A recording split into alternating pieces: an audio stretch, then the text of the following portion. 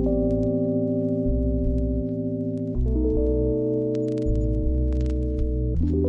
everyone, welcome to my channel. I am Datta. Today my fellow opponent Manjima Bose and I are going to debate a topic that is becoming increasingly relevant in today's digital age. Stores should have the option to be cashless. Now let me clarify, this isn't about forcing all the stores to go cashless, but rather about empowering stores to choose a cashless model if it aligns with their business needs and customers' preferences. I'll be speaking for this motion, arguing that going cashless can enhance security, reduce costs and streamline operations by eliminating the need to handle cash. While there are valid concerns about privacy and cybersecurity, advances in technology are continuously improving solutions to these issues, making cashless option a viable and forward-thinking choice.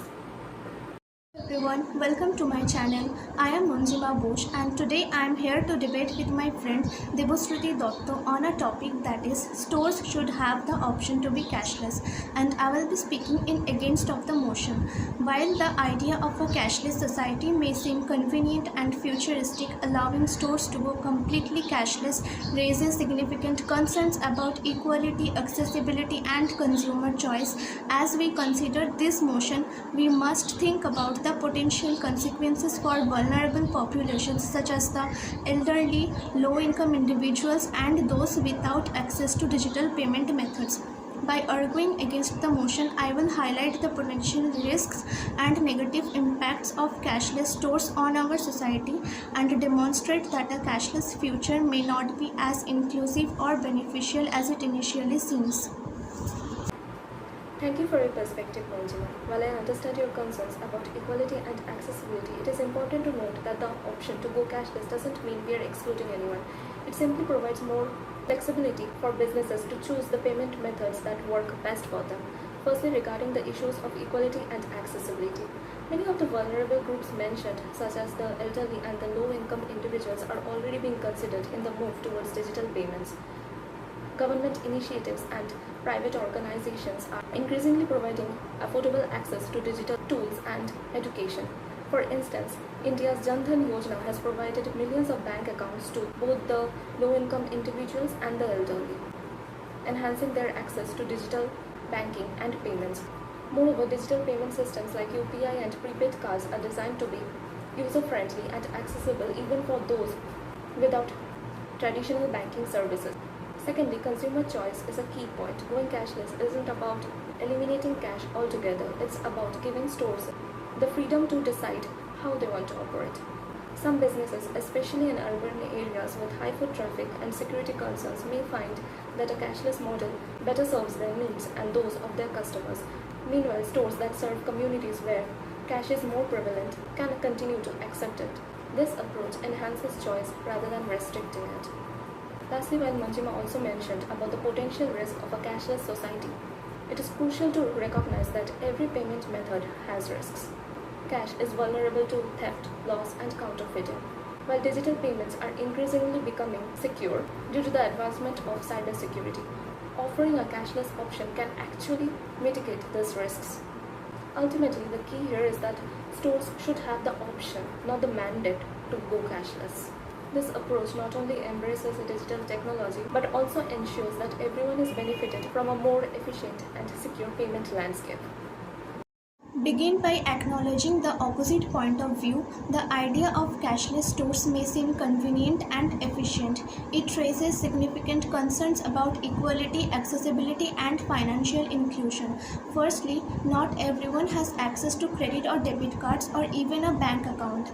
Cashless stores would effectively bar these individuals from shopping, exacerbating existing social and economic inequalities. Seniors, people with disabilities, and those in rural areas may face challenges using digital payment systems or lack access to reliable internet connectivity.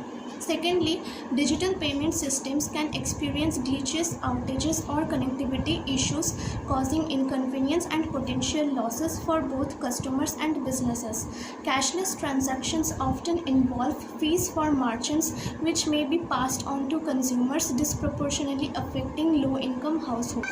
Lastly, cash transactions allow for anonymity, which may be important for individuals purchasing sensitive or personal items. Cashless policies may favor large corporations over small businesses and street vendors who often rely on cash transactions. Ultimately, while cashless stores may offer some benefits, the potential drawbacks and negative consequences for certain groups of people outweigh the advantages. Stores should continue to accept cash and to ensure inclusivity, accessibility, and fairness for all customers. You mentioned that not everyone has access to credit or debit cards or bank accounts. However, digital inclusion is improving, as I have mentioned earlier. Since this debate is about giving stores the option to go cashless rather than mandating it, wouldn't it be more effective to focus on the benefits? A CNN report from April 2024 highlights how UPI and digital payments are rapidly growing in India, improving efficiency, reducing operational costs, and providing customers with a more satisfactory experience. For instance, the article cites how traditional markets in Chandni Chowk now primarily use digital payments, showing the benefits of this model. Given these benefits, shouldn't businesses be allowed to choose cashless options if they find them beneficial, while others continue to accept cash? Okay, but there are also some examples of digital divide where people face several problems. Amazon Go stores launched in 2018 are cashless convenience stores that use sensors and cameras to track purchases, requiring customers to scan a QR code on their Amazon app to enter and pay. However, this setup excludes low-income individuals without smartphones or Amazon accounts, unbanked populations without credit or debit cards, senior citizens, or people with disabilities who may struggle with technology. In 2019, Philadelphia became the first city to ban cashless stores, citing concerns about discrimination against low-income and minority communities. Similar bans or restrictions have since been implemented in other cities including San Francisco, New York City, and Massachusetts. This example highlights how cashless stores can exacerbate existing inequalities, making it difficult for certain groups to access basic necessities like food and groceries. Moreover, some communities may not have reliable internet access or mobile networks, making cashless transactions difficult or impossible. What do you say about that?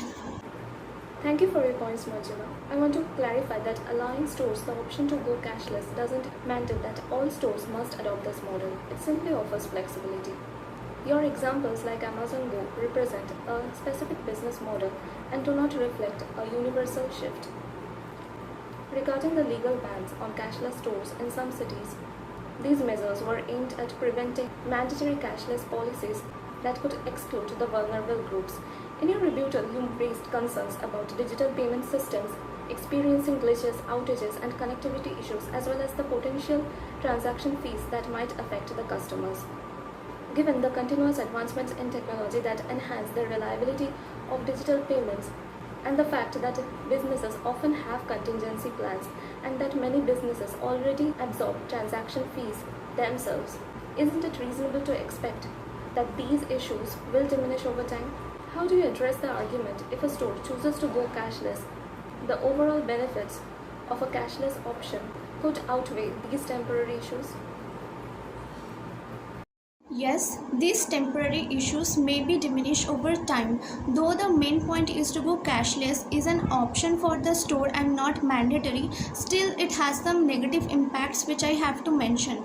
Cashless stores may reduce local spending and harm small businesses that rely on cash transactions. These cashless policies favor large corporations over small businesses and street vendors who often rely on cash transactions. While it is true that some small businesses and street vendors traditionally rely on cash, many, like those in Chandni Chowk of New Delhi, as I have mentioned earlier, are thriving with digital payments. This shift isn't about disadvantaging smaller stores, but rather about giving stores the flexibility to choose the payment methods that work best for them. Digital payments reduce theft risks and increase convenience, as seen with the sari shop owner who now feels more secure using e-payments. But without cash transactions, customers may be less aware of their spending habits, potentially leading to overspending. Moreover, cash transactions allow for anonymity, which may be important for some individuals, such as those experiencing domestic violence or stalking. While my opponent mentioned some concerns, it's important to remember that this debate is about offering a choice rather than enforcing a single solution. I'd like to conclude by emphasizing that allowing stores the option to go cashless provides flexibility to adopt payment methods that suits their needs and customers' preferences. In the end, this approach ensures a more secure, efficient, and adaptable future for everyone. Thank you everyone for your attention. In the conclusion, I would like to say that in a society where technology is rapidly advancing, it is crucial to prioritize the needs of all individuals, not just those who are tech savvy or financially secure. By simultaneously maintaining cash and cashless payment options, we can create a more inclusive and equitable environment for everyone. That's all from our side. Thank you.